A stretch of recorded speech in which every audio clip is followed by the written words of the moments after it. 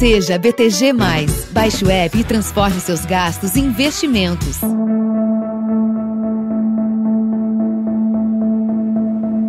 O Brasil vive hoje duas realidades distintas na economia: a do mercado e a da vida real.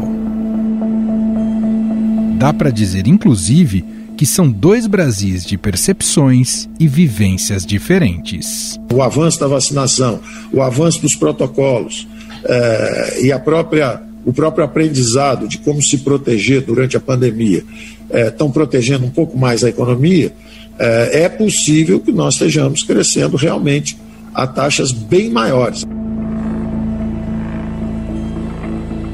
Enquanto o mercado comemora números positivos na economia, a população sofre com a inflação, principalmente dos alimentos, e com a brusca queda de renda, por causa do aumento do desemprego. Diante de recordes seguidos no mercado de ações, especialistas preveem que a Bolsa de Valores de São Paulo chegue em 145 mil pontos até o fim do ano, com elevação de 22% em 12 meses. Nesta segunda-feira, o Ibovespa aumentou sua 8ª alta consecutiva e chegou aos 130 mil pontos. Já o dólar comercial está praticamente estável, cotado a R$ 5,037. Já o Produto Interno Bruto do Brasil cresceu 1,2% entre janeiro e março, terceiro trimestre seguido de ganhos e acima do esperado pelo mercado. Em valores correntes, o PIB chegou a 2 trilhões de reais. As instituições financeiras consultadas pelo Banco Central também aumentaram a projeção para a expansão da economia brasileira pela 7ª semana consecutiva. O mercado prevê, na média, um avanço de 4,36% do PIB neste ano e de 2,31% em 2022. No entanto, esses números, comemorados pelo mercado, não têm refletido no dia a dia das famílias brasileiras. Esse é o caso do William Alves Pinto, de 30 anos. Ele mora junto com a mãe. Com a pandemia, ele perdeu o emprego de porteiro e hoje vive de bicos. Sua mãe é faxineira e recebe o auxílio emergencial. Porém, o dinheiro não dá para as contas do mês. E tu vai ficando cada vez mais sem dinheiro, né? Sem renda, sem dinheiro fixo, mas sabendo que cada dia gasolina, leite, pão, carne, refri, tudo sobe. A água, a luz, tudo sobe, é natural. Mas a gente tá aí, né? Sobrevivendo no que dá. Não desistindo da vida, não desistindo de correr atrás. Eu acho que o governo tinha que ser mais esclarecido para os pobres de renda de classe baixa. Não só dar um auxílio, mas também dar um auxílio, dar tanto de auxílio cabível naquilo que uma família necessita. Tem uma maioria maior que precisa. Que tem gente de família, com filho pequeno de casa, então tem que ter uma renda maior. A percepção do William é correta. A alta nos preços dos medicamentos e dos alimentos fez a inflação dos mais pobres encerrar o mês de abril 2 vezes maior que a dos mais ricos, segundo dados divulgados pelo Instituto de Pesquisa Econômica Aplicada. As classes mais baixas tiveram que encarar uma inflação de 3,5%, puxada principalmente pelos preços de alimentos como arroz, feijão, leite, óleo de soja e frango. Nos últimos 12 meses, o óleo de soja subiu 82%, muito acima da inflação média. O arroz também, 56%. As carnes, 35%. E ainda tem o aumento do gás, 21%. A inflação acumulada em 12 meses até abril foi de 7,71% para as famílias mais pobres, patamar bem acima dos 5,21% observados no segmento mais rico da população. Além disso, o nível dos reservatórios das principais hidrelétricas do país é o mais baixo desde 2015 e exige maior uso de termoelétricas, encarecendo a conta de luz. Tenho notado os preços absurdos nos supermercados. A alimentação é sempre a básica, nada de supérfluos por causa dos valores absurdos no supermercado. Essa é Priscila Visotto de Lima, de 36 anos, casada com Gabriel e mãe da Elisa, de 6 meses. A renda deles se resume às viagens que o marido faz como caminhoneiro, mas que foram afetadas com a pandemia. A família tem priorizado os gastos com a recém-nascida, como fraldas e alimentação, além das contas mais urgentes. A Priscila chegou a receber o auxílio emergencial, mas hoje não tem renda. Deixamos, às vezes, em atraso algumas contas que não é tão importantes para poder ter fraldas para nenê, roupas, alimentação. O importante é a bebê. Daí algumas contas vão ficando pendentes em atraso. Como foi cancelado o meu auxílio emergencial, que era grande ajuda, agora a gente passa por uma pequena dificuldade. Como vi o valor da carne subir constantemente, optei por frangos, ovos, frutas, verduras, legumes. Depois que nasceu meu neném em dezembro, eu fiz o encaminhamento pelo INSS do auxílio maternidade, no qual eu recebi os atrasos em março, abril e maio. Daí em maio foi cessado, já encerrou o auxílio maternidade e o emergencial também foi bloqueado em função do auxílio maternidade. No momento não estou recebendo nada. Nunca deixamos faltar nada para a nossa bebê, que é o principal, né? Para nenê, as contas menos importantes a gente deixa de pagar. Tá bem complicado, mas logo vou botar a nenezinha na escola e conseguir um emprego, se Deus quiser. O momento de inflação preocupante ocorre ao mesmo tempo em que a taxa de desemprego está no maior nível desde o início da série histórica em 2012. A desocupação chegou no primeiro trimestre a 14,8 milhões de desempregados e, num balanço mais amplo, 33 milhões de pessoas estão subutilizadas. É o pior da história para todos os trimestres já registrados. No setor privado, houve uma queda de 3.500.000 trabalhadores com carteira assinada. Já em trabalhos domésticos, essa categoria reduziu em 1 milhão de pessoas.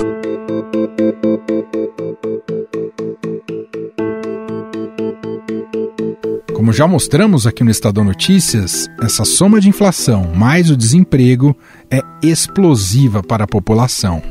A gente paga aluguel, paga luz, né, paga água e fora a comida, né? Pagamos pensão, tá bem difícil as coisas. Essa é Andresa Bueno, de 38 anos, moradora da cidade de São Leopoldo, no Rio Grande do Sul. Ela foi demitida há 1 mês, após o restaurante que trabalhava ter fechado. A única renda da família é a que vem do marido, que é barbeiro, mas a renda é insuficiente para pagar as contas. Meu marido, só como ele está trabalhando, né? Tem dias que tem movimento, tem dias que não. Ele, na pandemia, a barbearia fechou, né?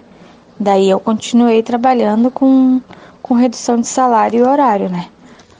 A maior parte da renda da minha casa vem do meu esposo. Eu estava empregada fazia 8 meses e por causa da pandemia o restaurante fechou. Então faz um mês que eu estou desempregada já. E para entender mais a diferença entre esses dois Brasis, de um mercado eufórico e uma população deprimida financeiramente, eu converso agora com o economista André Brás, coordenador do Índice de Preços ao Consumidor da Fundação Getúlio Vargas.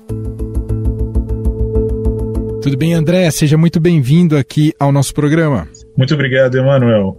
André, como é que a gente pode olhar nesse momento para esse ciclo virtuoso da Bolsa de Valores? O quanto isso diz respeito a um Brasil real? Pois é, o nosso país já vinha numa situação econômica bem difícil, né? E foi atropelado pela Covid. Aliás, o mundo foi atropelado pela Covid, mas países que já vinham com dificuldades acabaram se aprofundando mais em seus problemas, né? E o agravamento aqui tem a ver com atraso nas vacinações, né? E também no grande endividamento público. A gente tem um déficit público grande que aumenta a incerteza em nosso país.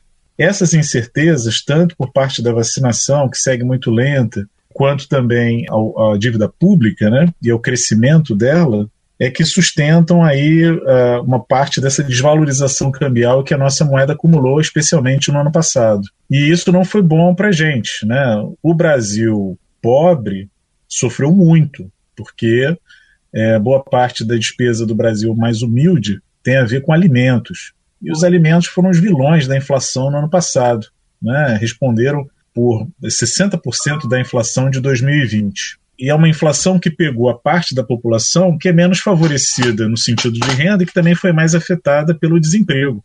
Já o brasileiro classe média alta até poupou dinheiro. O que pesa mais no orçamento de um brasileiro rico são serviços, mas esses não estavam disponíveis para ele gastar seu dinheiro. Não podia sair de carro, não queimava gasolina, a escola particular deu desconto. Então, assim, para a família classe média alta, foi uma oportunidade para acumular algum dinheiro. Mas para o brasileiro mais humilde, que foi o mais afetado para a Covid, essa foi uma outra realidade. A inflação percebida por essas famílias só decolou. Então são realidades assim bem diferentes, né? E o que aconteceu de diferente agora, dado que a gente não tem política fiscal, né? A política monetária, enfim, não consegue carregar todo o piano sozinha. A política monetária inicialmente era expansionista, porque havia uma redução de juros para aquecer a atividade econômica, né? Fazer com que os negócios acontecessem para gerar emprego e renda, mas só que num ambiente de incerteza, mesmo com juros muito baixos, isso não aconteceu, e aí surgiu a inflação por força dessa desvalorização cambial e do aumento de preços aí de commodities, né, agrícolas e minerais, sustentadas aí por esse aquecimento no mundo, aquecimento que anda na frente do nosso, né?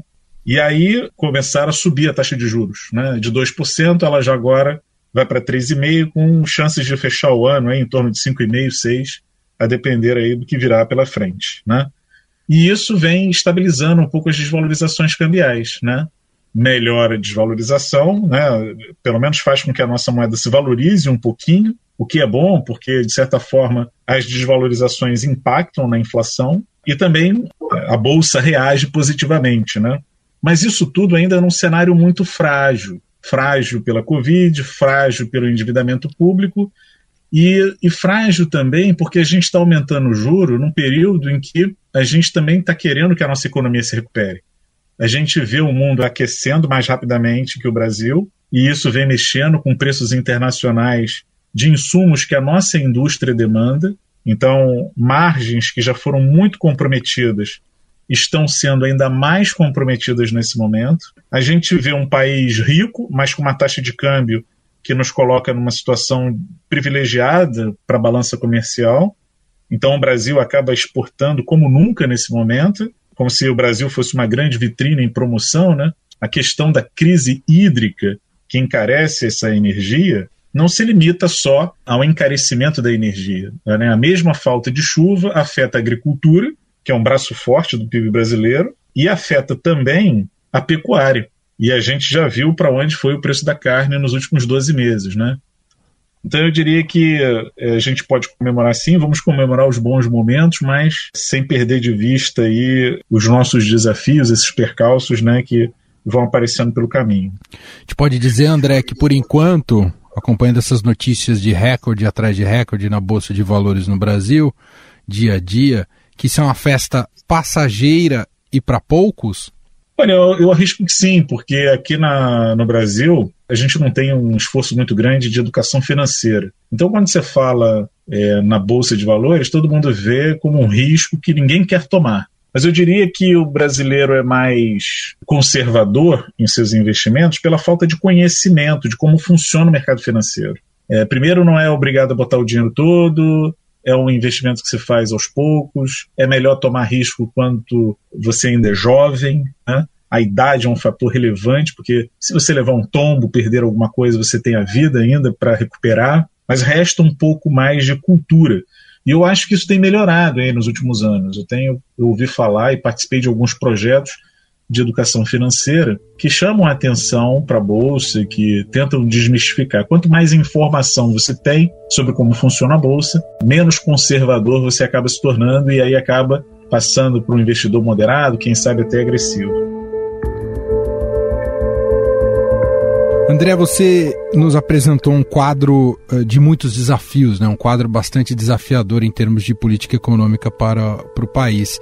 A saída desse nosso, digamos, atual buraco passa por um Estado, digamos, mais assistencialista. A gente viu recentemente a confirmação que deve prorrogar aí o auxílio emergencial. Essa é uma das saídas? Ela é uma das saídas, mas eu acho que é uma saída que acaba sendo necessária por conta de uma ineficiência maior em admitir o risco que a Covid representa para a sociedade e para a economia. Se a gente tivesse feito direito o dever de casa, que é orientar as pessoas a não aglomerar, a não sair de casa e entrar com uma política de vacinação que seja mais adequada para a realidade brasileira, então a gente tinha bons exemplos do que poderia acontecer aqui no Brasil e a gente não agiu de forma tão rápida e proativa como deveria.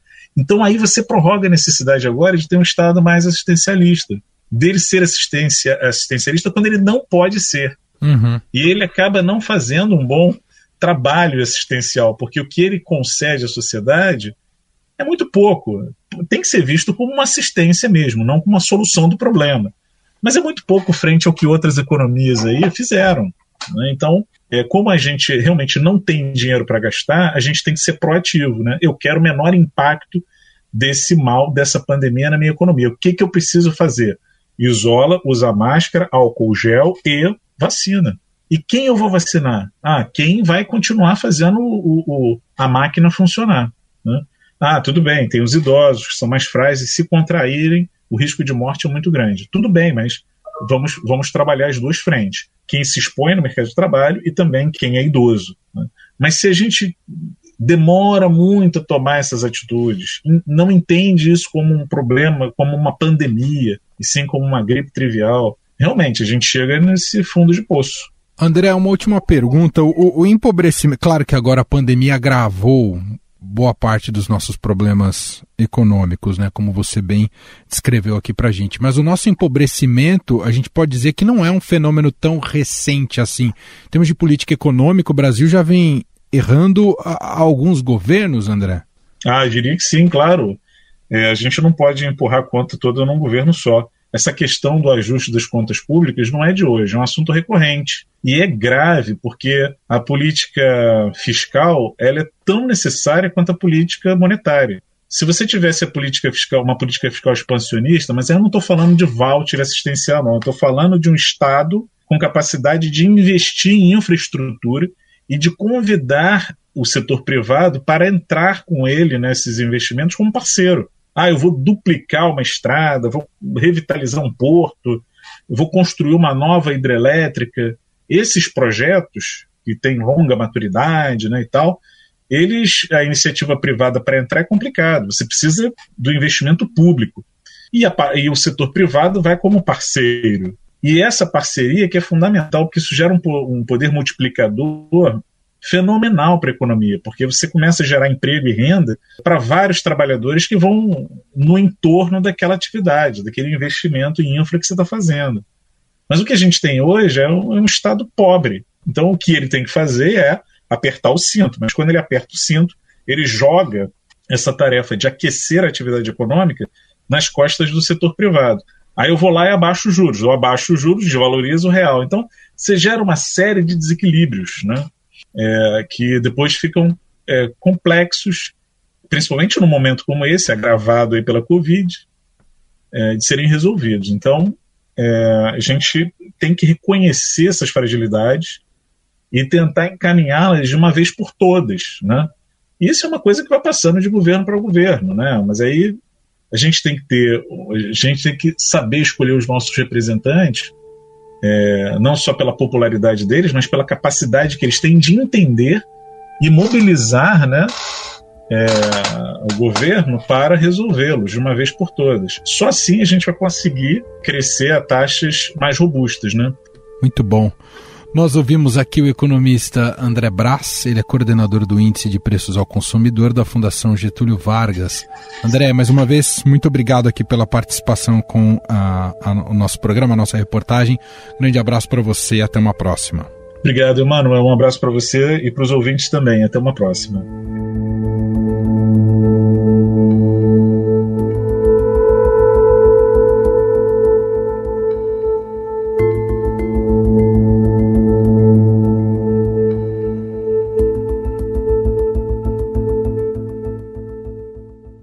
Em 15 segundos voltamos e vamos falar sobre a prorrogação do auxílio emergencial. tão importante neste momento para as famílias de baixa renda. O nosso papo será com a repórter do Broadcast, Diana Tomazelli. No BTG+, investir ficou muito mais fácil, independente do seu perfil. Você pode ser moderado, conservador ou arrojado, mas tem que ser BTG+. Inove o seu jeito de usar banco. Baixe o app. Estadão Notícias.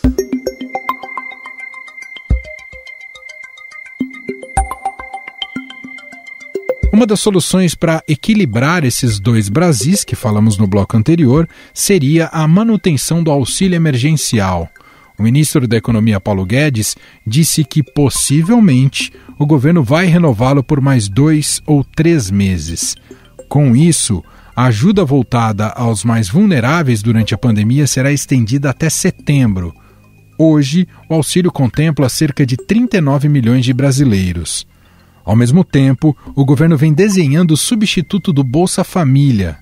No entanto, esse novo programa precisa ser implementado até dezembro de 2021 ou acabará engavetado, pois a lei veda a adoção desse tipo de medida em ano de eleições. Para garantir previsibilidade, o presidente da Câmara, o deputado Arthur Lira, defende a votação até julho da proposta de criação de um novo programa social que deverá substituir o Bolsa Família. O novo Bolsa Família terá orçamento maior que os 35 bilhões de reais programados em 2021. Para entender como anda a prorrogação do auxílio emergencial e a estruturação do novo Bolsa Família, o nosso produtor Gustavo Lopes conversou com a repórter do Broadcast, Diana Tomazelli. Tudo bem, Diana? Tudo bem. Bom, Diana, começando pelo auxílio emergencial, já está certo que ele será prorrogado aí por 2 ou 3 meses? Pois é, praticamente certo. Inclusive, nessa terça-feira, o ministro Paulo Guedes falou aí que o auxílio deve ser prorrogado por 2 ou 3 meses. Mas a informação que a gente tem de bastidor é que o que está acertado, pelo menos por enquanto, é uma prorrogação de 2 meses. E aí, isso é uma forma tanto de o governo ganhar tempo para esse lançamento do novo Bolsa Família, a reformulação da política social permanente do governo, e também é uma maneira de ganhar tempo também no sentido de acompanhar melhor o avanço da Covid-19 e da vacinação em todo o país, né? A vacinação tem evoluído, mas de forma ainda aquém, né, do necessário para garantir a imunização da população, e isso afeta toda a questão de mobilidade das pessoas, de as pessoas poderem se locomover para trabalhar, e por isso há a identificação dentro do governo da necessidade de manter o auxílio emergencial por mais 2 meses. Isso estenderia o auxílio, que hoje será pago até julho, estenderia ele até setembro. E aí, lembrando que o auxílio hoje ele é pago nos valores de 150 para as famílias compostas apenas por uma pessoa, 250 no caso das famílias que têm mais de uma pessoa e R$ 375 no caso de famílias que têm a mãe como a única provedora do lar. Esses 2 ou 3 meses, Diana, seria porque há uma previsão de que toda a população adulta estaria vacinada nesse período? Esse prazo acompanha o que os governadores têm colocado como uma previsão, né, para haver um grau maior de imunização da população adulta. A gente vê aí São Paulo, Rio Grande do Sul, como estados que já têm colocado um calendário de mais médio prazo, né, para dar uma previsão para a população, e outras cidades como São Luís, que já tem evoluído para vacinação de população com 40 anos, 50 anos. Então, sim, isso está programado, digamos assim, para casar com esses calendários que têm sido colocados pelos governadores. Hoje a gente acompanha, né, que quem recebe o Bolsa Família, mas está recebendo o auxílio emergencial, na verdade só recebe o auxílio emergencial. Com isso, o governo tem economizado com esse dinheiro do Bolsa Família também. É isso? Isso. Essa economia do Bolsa Família, na verdade, ela vai ser usada para outro fim, que é justamente a segunda fase, né, do planejamento dos programas sociais para 2021. Essa sobra, que é mais ou menos uns 7 bilhões, e ainda vai crescer, né, porque com a prorrogação essas famílias vão ficar mais tempo na folha de pagamento do auxílio emergencial, essa sobra de recursos vai ser usada para turbinar o próprio Bolsa Família no último semestre do ano, no segundo semestre. E aí, qual que é o plano do governo?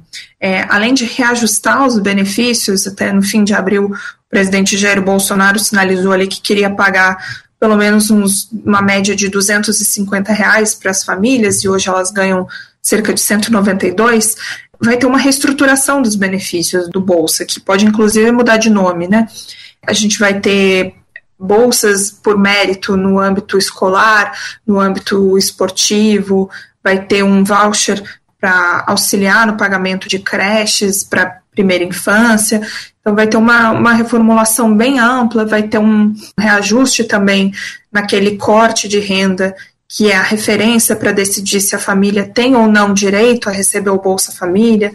Né, hoje o limite máximo fica abaixo dos R$200 e isso vai ser reajustado também. O efeito prático disso é ampliar o alcance do programa, né? Mais famílias vão ser abarcadas. Então, essa sobra de recursos vai ser usada para isso. Por quê? Para a reformulação do Bolsa Família poder sair do papel, ela precisa ser implementada ainda em 2021. E não basta assim, a lei ser aprovada, não. Tem que ter o programa já em operação esse ano. Por quê? A lei eleitoral proíbe que essa mudança ocorra em 2022, quando a gente vai ter as eleições para presidência da República, justamente para evitar, isso vale para qualquer mandatário, né? É para evitar um eventual uso político dessas políticas sociais, né? Então, o novo Bolsa Família precisa ser implementado esse ano, por isso que precisa ter espaço no orçamento de 2021 para que ele seja implementado. E aí, para 2022, a gente tem uma folga maior no orçamento para poder acomodar esse programa mais turbinado, né? Porque hoje ele tem cerca de 35 bilhões, é o gasto destinado ao Bolsa Família, e tem estimativas aí de que o valor para o ano que vem possa ser bem maior, em torno de 50 bilhões. Perfeito. E o governo, vendo que o auxílio emergencial já fez um bem para a popularidade do governo, deve estar querendo acelerar aí o quanto antes o lançamento desse novo programa, né? Com certeza, a gente nunca pode dissociar essas duas coisas, né? Política e economia sempre andam juntas, e no momento de baixa da popularidade do presidente Jair Bolsonaro, né, uma prorrogação do auxílio, que, claro, tem toda a sua justificativa econômica, social, mas ela também vem bem a calhar no contexto político. Perfeito.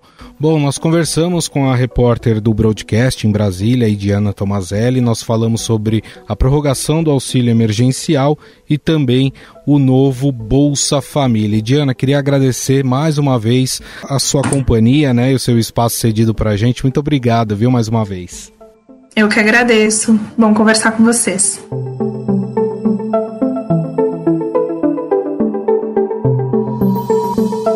Estadão Notícias.